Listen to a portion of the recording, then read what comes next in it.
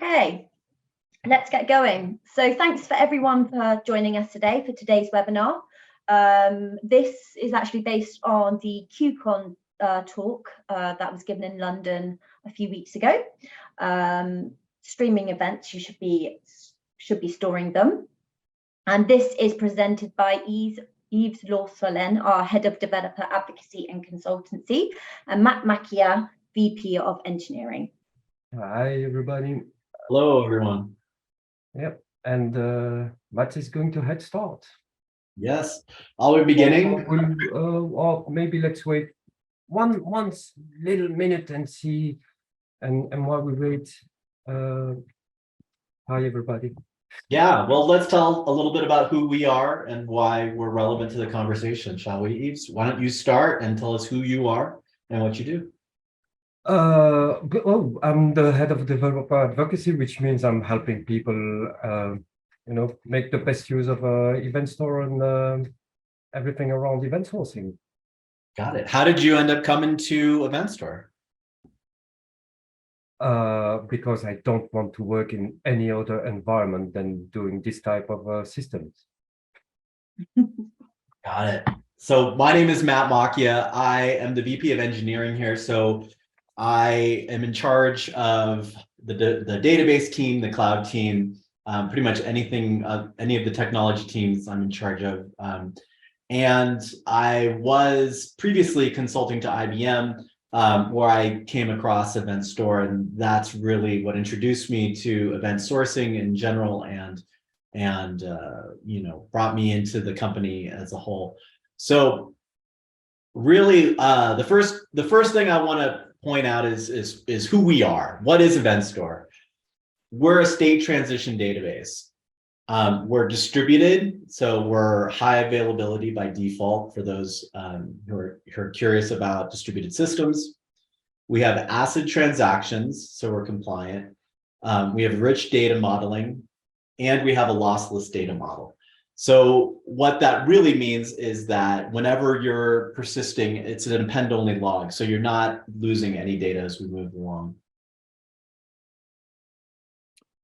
So I want to dive a little bit into the history of event sourcing. So for those of you who are unfamiliar with what event sourcing is, we're going to take a step back in time and dive into double entry accounting.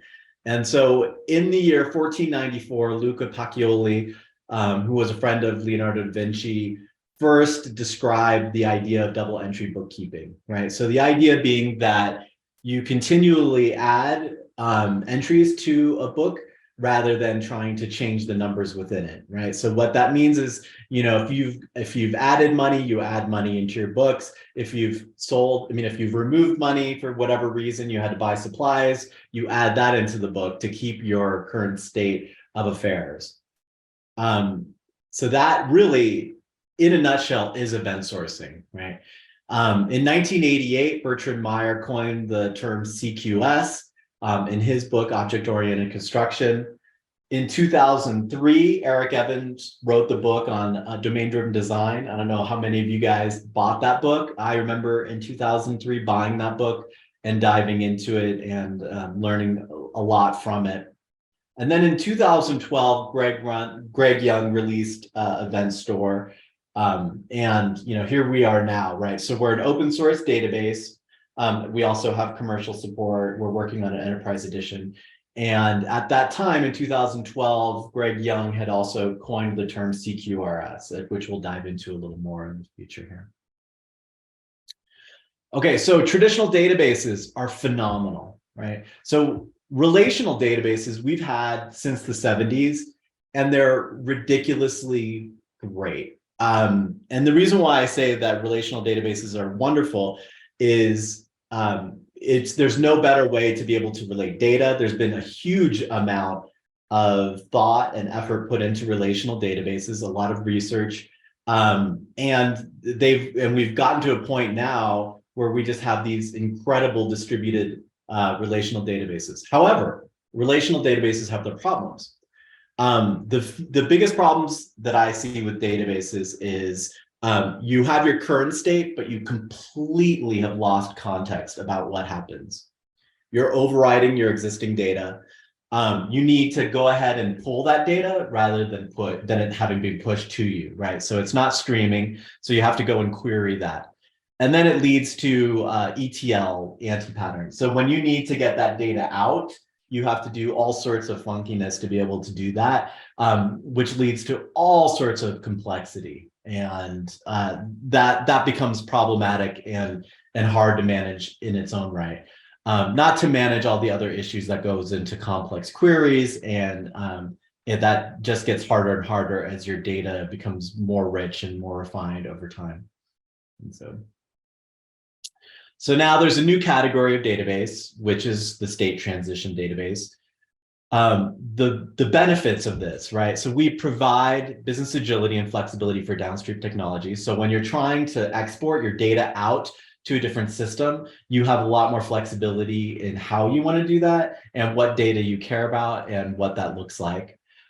You're separating concerns. So appending your data to your data store is separate completely from how you consume data, which is really, really important. And I cannot stress that enough. This enables you the leveraging of query and analytics, and it also frees you up from those limitations from relational databases and other operational databases as a whole, right? So that can be document stores or whatever the case may be, graph databases. Yeah, we can. Okay, so how do we do this? A state transition database stores a series of events. So if you think about a normal relational database, so if we have a user table in a normal relational database, you would have a user, they go ahead, like a user signs up, we would create a user entry into that database. That user, their information at that point is pretty static. But the user makes changes as they go along. So let's say, a week later, they change their username. Later they go in and they change their username again, right? So those are two things. And then they change their email address.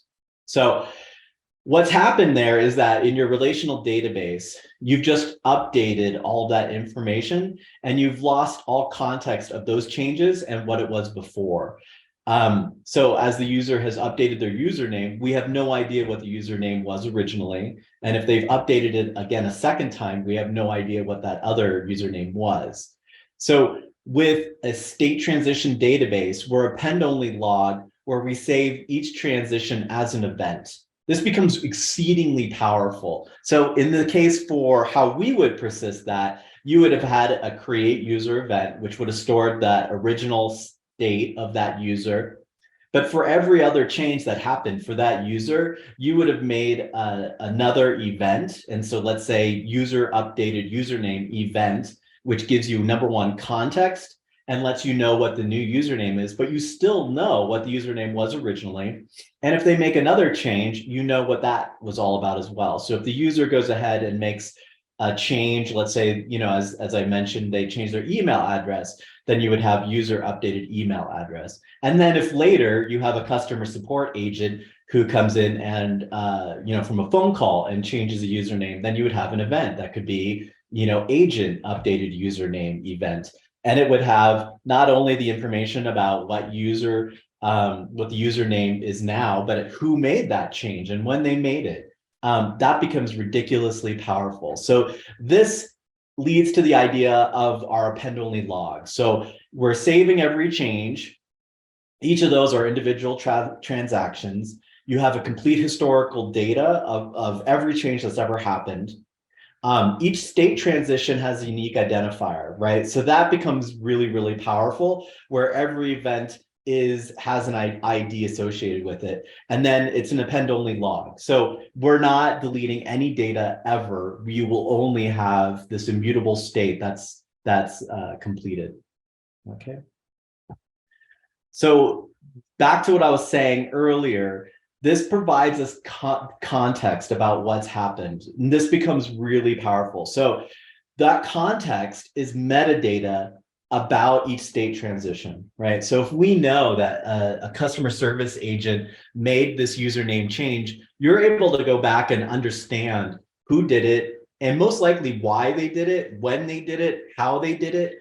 that's incredibly powerful, right? And so this is lost when you've gone ahead and made those changes in a relational database. And so how I came across this was I was consulting to IBM. We started down the idea of event sourcing. And I had this aha moment where I was working on a system that was a knowledge and sharing platform. And we needed to be able to have an audit log of what had happened. And as we went down the event sourcing pattern, it became clear just how powerful this is, right? So really for me, this was one of those situations where I could no longer unsee this, right? So having the context about what's happened and how it's changed, you suddenly have this visibility into your data that you wouldn't have had. And that gives you now historical context as well as context about all this meta information about the events that make up your business. So your business is no longer stuck in this two-dimensional state. It's now a three-dimensional idea of your data over time. So let's go on to the next one. So we also support streaming of real-time data. So one of the issues that we had working on the system at IBM is that they had made the decision at one point to move to a graph database, which was great for a number of the use cases, but not for all of them. And that introduced a bunch of queries that took a long time. And then of course they were in that situation where they had microservices that were calling microservices. And so that added a lot of latency. So this became really problematic. You would get calls that could last 20 to 30 seconds between microservices. So if you had an account service that called a user service, it would get compounded and compounded based on every query that you're making. So when we moved over to using Event Store, this solved all of that, because what we were able to do is move each of these microservices into their own bounded context, which meant that they were able to have their data streamed to them. So if I have my account service and I needed to know all the user information, I could just listen for my user events or the ones that I care about.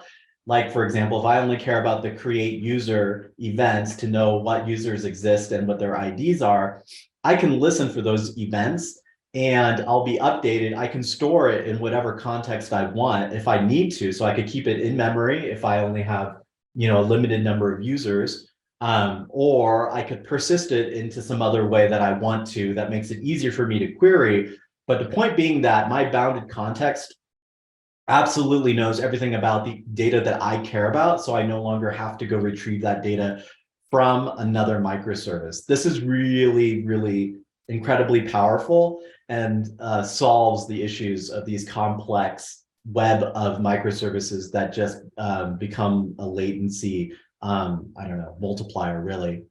Okay, let's move on. We also support the replaying of events from any point in time, and this is exceedingly great. So you can not only start from any point in time and replay from events that, whatever you want. So let's say for our users, we can go back. If we have a service come back up, we have, let's say, 5,000 users. We can just replay all those events for every user. And it's not that much data, and it's not that much to reprocess to be able to rebuild state for each of those users and keep that in memory. But alternatively, if we have millions of users and we don't want to store them all in memory, we can pick up and say we want to listen for all of these events from a certain point in time based on that append-only log. So we can say we're going to start from this transaction ID, from this actual sequence ID, and move forward from that. But beyond just replaying from any point in time, we also support the idea of being able to replay based on a particular event. So you can say, I'm going to listen only for create user events. You can listen for the category events, anything related to users I want to listen to.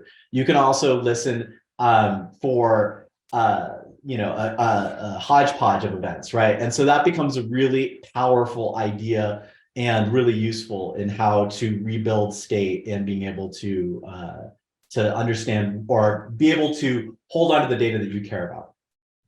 Move on. So hidden benefits here. So this goes a long way in simplifying distributed systems by an append-only log. So if you have complex distributed systems that are relying on traditional databases, it becomes really difficult. Append-only logs just allows a lot more simplicity in a distributed system. And we also, it makes it easier to implement in small ways from project to project, since you have a lot more control over how you're doing it. So back to what I was saying about that aha moment. When I suddenly understood how to use event sourcing to build out applications, and more importantly, what features Event Store was bringing to the table, it really made me think that I've been building applications in a profoundly wrong way for over 20 years. You know, I've been building applications using ORMs and CRUD systems, you know, since they came out, right? So I'm a Java guy, came out, like when Hibernate came out in, you know, the 2000s, I was using it, you know, with Spring really early on, and never again will I go back to an ORM, right? The idea of having your writes be the same as your reads, which is the idea of CQRS, is now incredibly what's the word I'm looking for? You know, it's an anti-pattern for me, right? So it's like you want to have your reads be completely separate from your writes, so that you have the flexibility that you want and need with the data that you're pulling, right? And that's one of the huge benefits of moving towards an event source system and Event Store as a whole. And a straight state transition database really facilitates that moving forward, right? So once you see that, it becomes hard to unsee, and it becomes one of those situations where you really don't want to build applications in the old way anymore, because it's really you're just feeling like you're losing so much power over how you view that data.